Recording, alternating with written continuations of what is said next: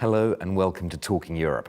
My guest today is a key figure in the Spanish government on climate and energy issues. Teresa Ribera has been the Minister for Ecological Transition since 2018 in Spain's socialist-led governments. And from 2008 to 2011, she was Secretary of State for Climate Change.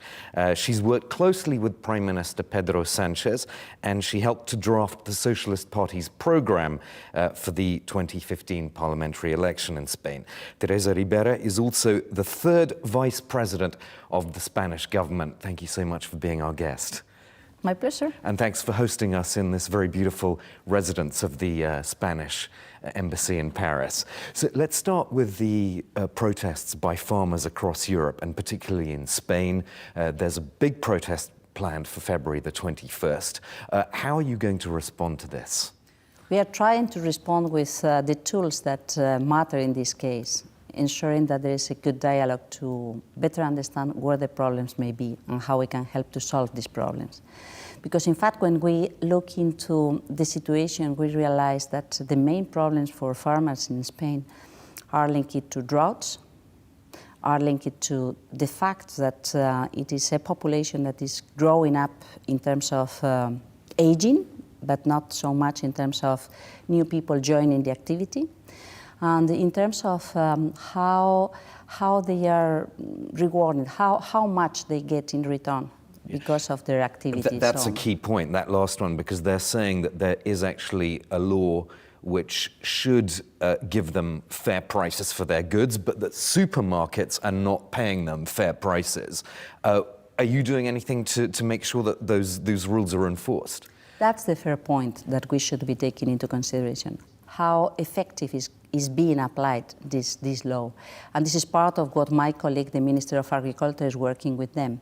So to ensure that the services that follow up how the prices are shaped and how they provide real data on what it is going on is taken into consideration to fine whoever who does not take into consideration the application, the implementation of the law. And I think that this is going to be very important. As well as I said, the response to these dramatic droughts that they are suffering since 3 years ago. We have been providing some measures to provide comfort in terms of earnings, in terms of incomes in the last years. But the fact is that this will be the third year with terrible crops. And on the drought, Catalonia has just declared a drought emergency in February. This is not happening in summer, it's now in winter.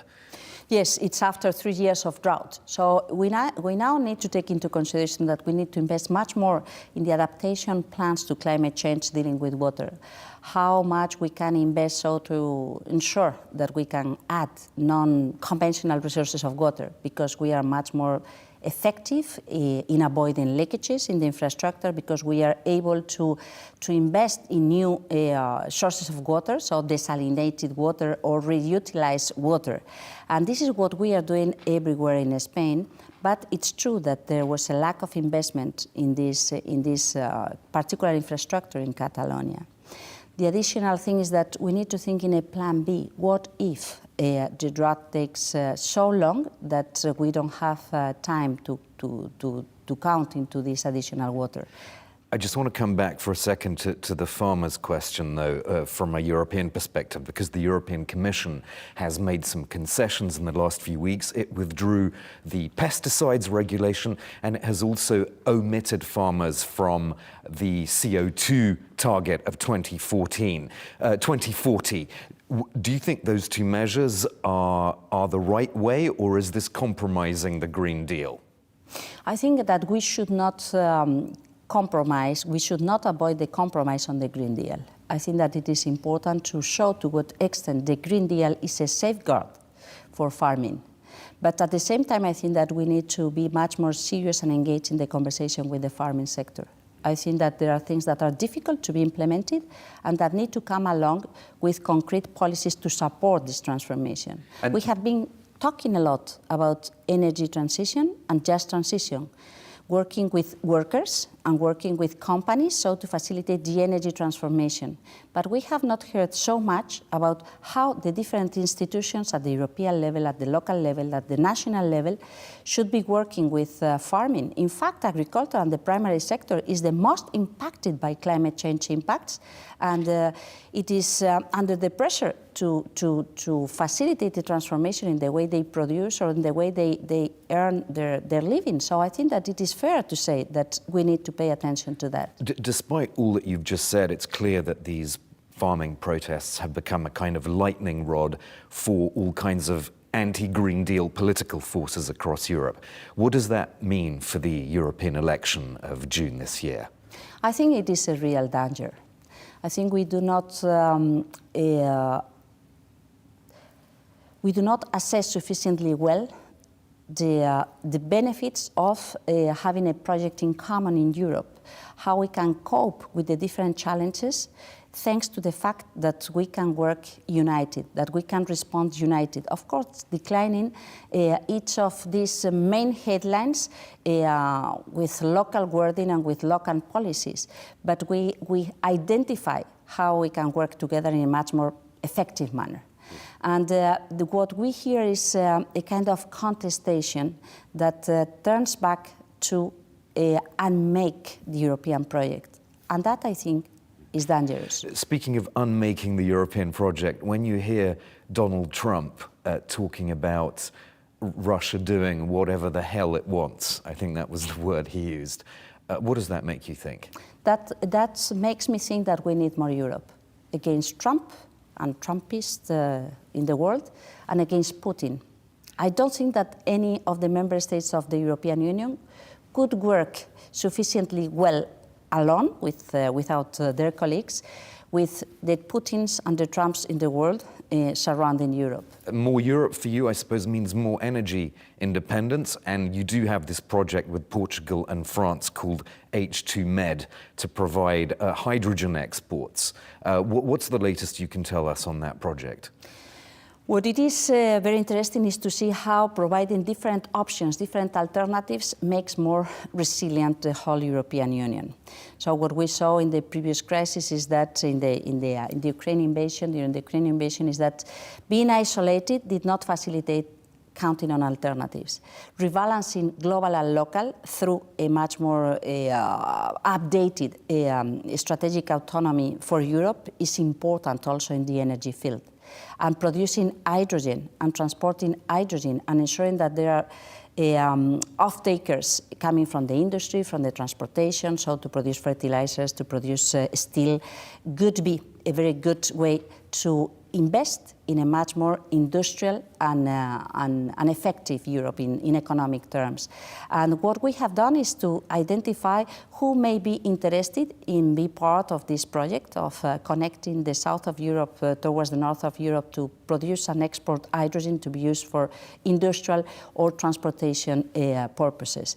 For the time being, what we see is a huge interest also in the north of Europe. So we need to invest, to design in the most sustainable and secure way this backbone, these infrastructures. I want to ask you about one important issue in Spain at the moment. Your government seems to be really stuck on this amnesty law, possible amnesty for Catalan separatists.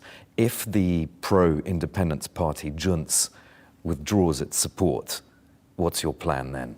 Well, it could be a pity, because I think that this was a very sincere proposal to invest in a much more united way to overcome the conflict that we had to suffer In 7 years ago, yes, in 2017.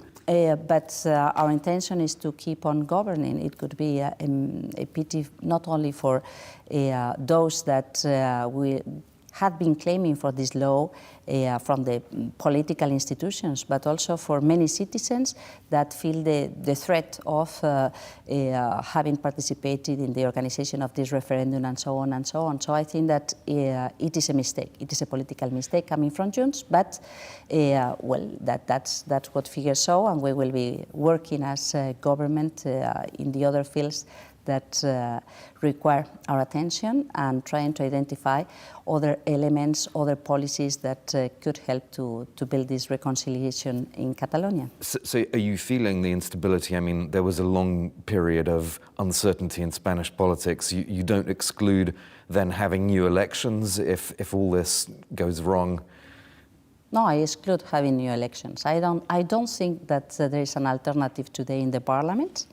I don't think that there is a contestation of the far right and the right, with no proposal to rule the government in an alternative manner, but just making noise and saying no to everything. So it's true that we don't like this polarization. But this is not the only case in the world. And for the time being, I think that there is no alternative majority in the parliament, and not even an intention to convene new elections. We'll end it there. Thank you so much for being my guest. Teresa Ribera, Minister for Ecological Transition in the socialist-led government in Spain. That's all for part one. I'll be back in part two with my panel of MEPs at the European Parliament, and we'll be discussing the main issues affecting the Benelux countries. So do stay with us.